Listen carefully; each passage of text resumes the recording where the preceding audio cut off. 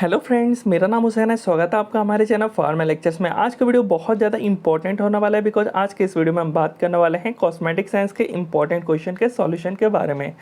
तो आपका ये वीडियो देख के ना यूनिट 3rd और 5th से जो मैंने आपको इंपॉर्टेंट क्वेश्चंस दिए थे वो कंप्लीट हो जाएंगे। उसके अलावा हम बहुत सारी बातें करेंगे, जैसे कि आपको जो यूनिट 4 है वो आपको सेल्फ कर लेना, बिकॉज यूनिट 4 से हम ये प्रेडिक्ट नहीं कर सकते कि कितने क्वेश्चंस आएंगे और आएंगे भी या नहीं आएंगे, बिकॉज प्रीवियस ईयर जो है वो 4th यूनिट से जो है वो क्वेश्चन बने नहीं थे। मैंने दूसरे RJPV अलग अलग यूनिवर्सिटी में देख रहा हूँ तो अलग अलग टॉपिक्स आ रहे हैं, कोई सिमिलर टॉपिक्स मैच नहीं हो रहा। तो ऐसा नहीं है कि आपको यूनिट 4 छोड़ना है, एटलीस्ट 1 से 2 क्वेश्चन अपने अकॉर्डिंग कर लेना, बिकॉज मैंने 3 क्वेश्चन ऑलरेडी दे रखे हैं। उन तीनों में से आपको जो भी लगे कि हाँ, एक तो TWEL वाला वो क्वेश्चन कर लेना, एक और उसके साथ कोई कर लेना अगर टाइम मिल पाए तो। अदरवाइज पहले ये 4 यूनिट आपको कंप्लीट कर लेना है। अब बात कर लेते हैं यूनिट 3rd का। तो यूनिट 3rd के बारे में बात करेंगे, देन यूनिट 5 का डिस्कस करेंगे। तो यूनिट 3rd से जो इंपॉर्टेंट क्वेश्चन आपको मैंने बताए थे उन्हीं को हम देखने वाले हैं। तो शॉर्ट क्वेश्चन स्टार्ट करते हैं, जिसमें स्किन के ऊपर एलॉय टर्मरिक का क्या बेनिफिट्स है। एलॉय का आपको काम मालूम है, मॉइस्चराइज करता है और हाइड्रेट करता है, एंटी एजिंग प्रमोट करता है, वॉन्ड हीलिंग को, और स्किन सूदिंग का काम करता है। टर्मरिक का काम क्या है, एंटी इन्फ्लामेटरी एक्शन शो करता है स्किन पे, एंटीसेप्टिक, एंटीऑक्सीडेंट्स जो कि फ्री रेडिकल्स फॉर्म नहीं होने देते और स्किन को हेल्थी रखते हैं। इसके अलावा स्किन हीलिंग में और रिंकल्स को ट्रीट करने के लिए। नीम और क्लोव का रोल बताना है कहाँ पे, ओरल केयर में। तो नीम को तो आपको पता ही है, एंटी माइक्रोबियल, एंटी इन्फ्लामेटरी और एंटी फंगल में भी काम आता है तीनों।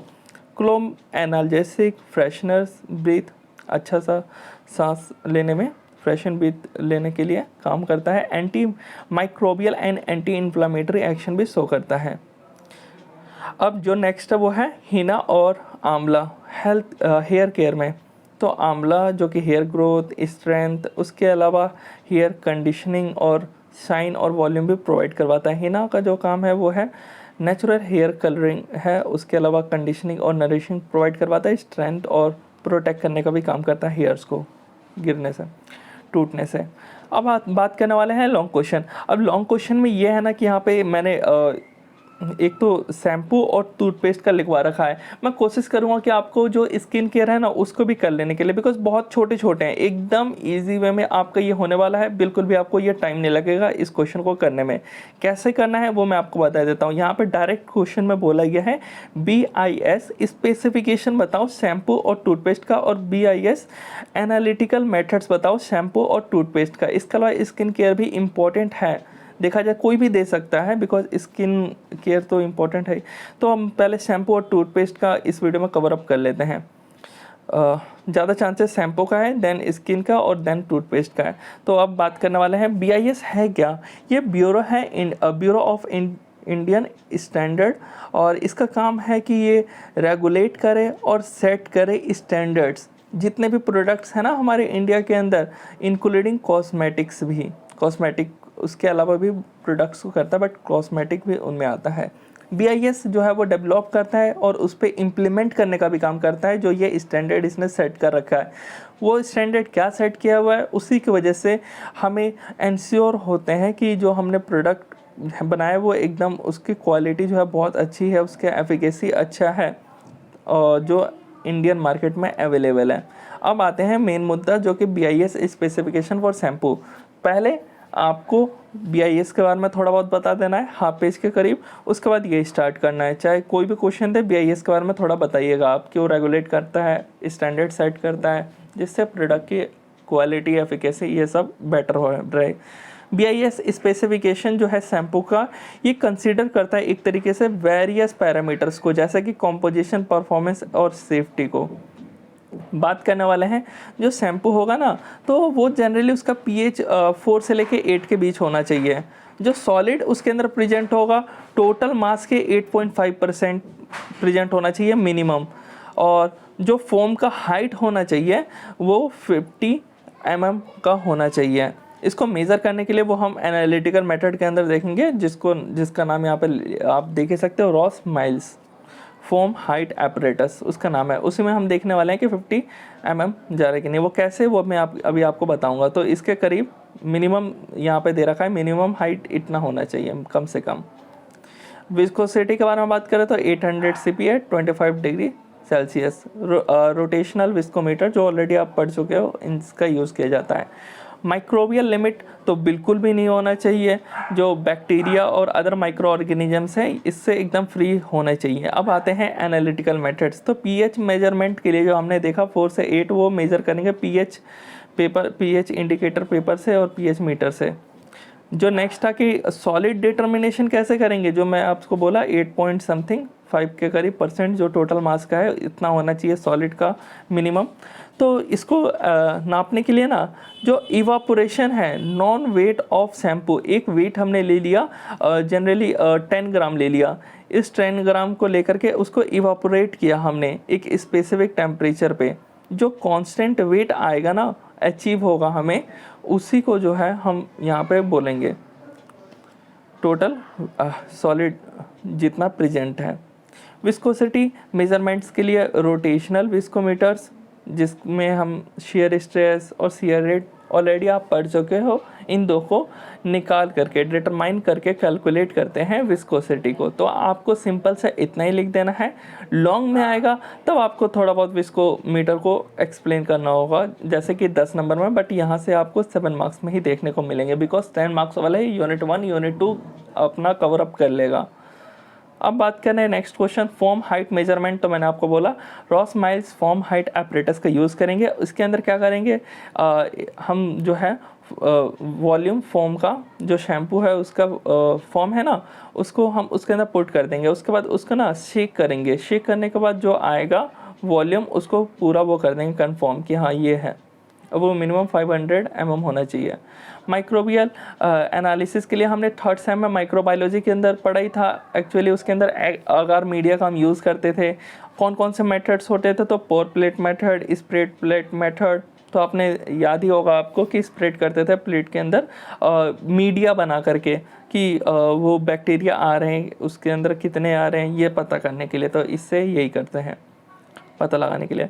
अब आते हैं BIS specification for toothpaste. Again सबसे पहले BIS के बारे में लिखिएगा, देन इसके बारे में लिखिएगा कि BIS स्पेसिफिकेशन जो टूथपेस्ट का है यह कवर करता है बहुत सारे पैरामीटर्स, जैसे कि कंपोजिशन, सेफ्टी, परफॉर्मेंस। सिमिलर है जैसे आपने वो पढ़ा था, ऐसे ही यहाँ पे बस इसकी वैल्यू अलग आएगी, उसकी वैल्यू, और इसमें 1 पॉइंट एक्स्ट्रा ऐड होगा जो कि फ्लोराइड होगा। बाकी सब कुछ वही है। अब पढ़ लेते हैं। जो इसका pH होगा वो 7 से 10 होगा। मिनिमम सॉलिड जो होगा वो 60% होगा जितना टोटल मास है उसका। फ्लोराइड कंटेंट जो होगा 1000 से 1500 ppm पार्ट्स पर मिलियन। माइक्रोबियल लिमिट नहीं होना चाहिए बैक्टीरिया माइक्रो ऑर्गेनिजम्स का प्रेजेंस। अब आते हैं मेजरमेंट के लिए, तो pH meter, pH indicator papers का यूज़ करते हैं।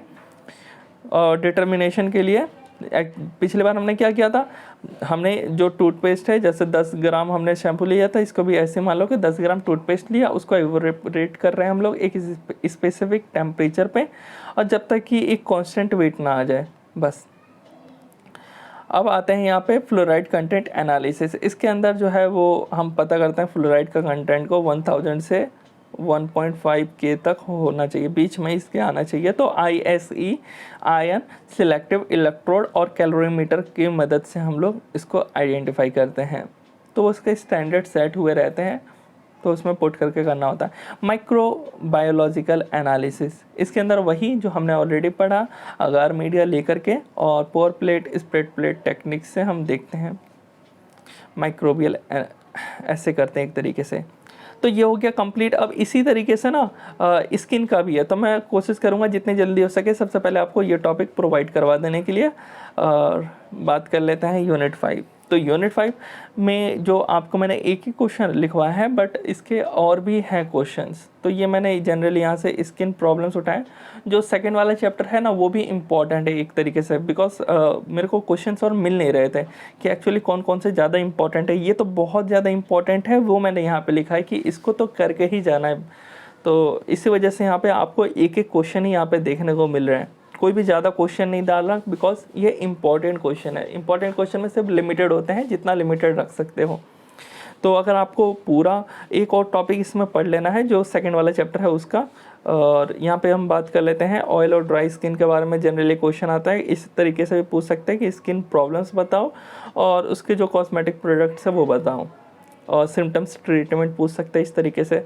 तो सिम्टम्स यहाँ पे जनरली लिखे हैं। सबसे पहले ऑयल स्किन होता क्या है, तो ऑयली स्किन जो होता है ये कैरेक्टराइज होता है एक तरह से ओवर एक्टिविटी, जो हमारा सीबीएस ग्लैंड है ना वो शो करता है, जिसकी वजह से एक्सेसिव प्रोडक्शन होता है सीबम का। अब ये सीबम का ज़्यादा होने की वजह से शाइनी कॉम्प्लेक्सेशन, यानी फेस पे आप देखते होगे कि एक तरह से चमक टाइप का, और एनलार्ज हो जाता है पोर्स। इसके अलावा जो है निशान टाइप के, मतलब कि ये गड्ढा गड्ढा समझते हो, वो पोर्स हो जाते हैं ऐसे चीक्स पे। उसके अलावा जो है वो दाग टाइप के हल्के हल्के जो होते हैं वो शो होते हैं। तो ये सब कुछ इसके सिम्टम्स थे। और उसको क्या बोलते हैं, उसको दाग को हम बोलते हैं ब्लेमिशेस। तो ये 3 आपको याद रखना है, साइनिंग कॉम्प्लिकेशन, एनलार्ज पोर्स, उसके अलावा ब्लेमिशेस शो करता है। अब बात करते हैं इसके लिए ट्रीटमेंट क्या है। तो ऑयल फ्री क्लेंसर का यूज़ कर सकते हो।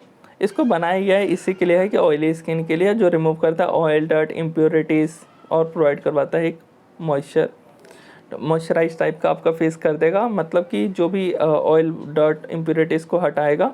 और जनरली ऑयल को हटाने के लिए है, तो जो आपका ऑलरेडी पहले का आपके फेस पे तो ऑलरेडी जो नेचुरल मॉइस्चर है उसको नहीं निकालेगा। स्ट्रिपिंग मतलब निकालना होता है, तो विदाउट स्ट्रिपिंग यानी नहीं निकालेगा आपके जो ऑलरेडी मॉइस्चर स्किन में प्रेजेंट है।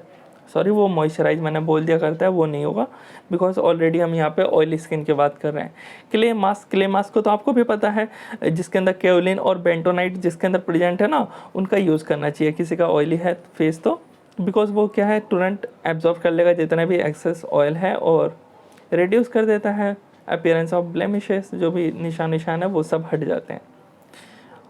ऑयल कंट्रोल प्राइमर्स इनका यूज़ किया जाता है जनरली। आप बहुतों ने यूज़ किया होगा, जो मेकअप फीमेल करती हैं तो मेकअप से पहले इनका यूज़ किया जाता है, ताकि जो ऑयल है वो कंट्रोल हो पाए, कम हो पाए फेस पे। ड्राई स्किन के बारे में बात करते हैं तो लैक ऑफ मॉइस्चर की वजह से होता है। फेस पे बिल्कुल भी ना मॉइस्चर हो तो ड्राई स्किन हो जाता है, और ये इसके डल, फ्लैकनेस, टाइटनेस एंड रफ ये सिम्टम्स है। मॉइस्चराइजर्स का यूज़ करना चाहिए, ऐसा मॉइस्चराइजर जिसके अंदर इमोलिएंट्स ज़्यादा अमाउंट में हो। जोजोबा ऑयल हो गया, शेयर बटर हो गया, कोकोआ बटर हो गया, ये सब। और ये नरिश और प्रोवाइड करवाते हैं मॉइस्चराइजिंग इफ़ेक्ट्स को। हाइलोरोनिक एसिड सीरम इसका भी यूज़ किया जाता है, बिकॉज ये जो है वो अट्रैक्ट करता है और रिटेन करता है मॉइस्चर को स्किन के अंदर, ताकि हाइड्रेशन रहे आपका जो फेस के स्किन है वो, और इम्प्रूव करे स्किन के मॉइस्चर बैलेंस को। नरिशिंग फेशियल ऑयल्स, जो फेशियल ऑयल जैसे कि रोसेप ऑयल और एवोकाडो ऑयल जो हैं, ये प्रोवाइड करवाते हैं एक्स्ट्रा लेयर नरिशमेंट का, और हेल्प भी करते हैं मॉइस्चर रह पाए आपका ड्राई स्किन, यानी सूखा ना रहे, वो ड्राई रहे। तो ये वीडियो होता है कंप्लीट, एकदम सिंपल सा था। और यहाँ पे जो इम्पोर्टेंट क्वेश्चन थे दोनों यूनिट से वो हो चुके हैं। बट देखो, एक यूनिट 4 से आपको कर लेना है एटलीस्ट, मिनिमम एक यूनिट 3 यूनिट से कर लेना है, जो कि मेरा काम है वो प्रोवाइड करवाना आपको। और एक यूनिट जो है वो आपका 5th यूनिट से कर लेना है, जो कि मैंने ऑलरेडी बता दिया। तो मैं सिर्फ एक 3rd यूनिट का एक क्वेश्चन आपको मैं सेंड कर दूँगा, बाकी आपको जो 4th यूनिट है वो आपको कर लेना है। बिकॉज मेरे ख्याल से मैं इसलिए नहीं करवा रहा हूँ कि अगर मैं वो क्वेश्चन करवाता हूँ तो बच्चे सब तो पढ़ेंगे, और वो नहीं आया वो क्वेश्चन फिर वो थोड़ा इशू रहेगा। तो ऐसा नहीं कि आपको डीपली में पढ़ना है, सिर्फ ऊपर से एक बार देख लेना है कि हाँ ये चीज़ हो सकता है, बस ख़त्म, और कोई डीपली नहीं। बाकी आप कमेंट करके बता देना, मैं उस टॉपिक पे प्रोवाइड करवा दूंगा जिस टॉपिक पे ज़्यादा कमेंट आएगा यूनिट 4 के। तो मैं आपको टेलीग्राम पे डायरेक्ट सेंड कर दूंगा, कहीं से भी सर्च वर्च करके। तो मिलते हैं नेक्स्ट वीडियो में।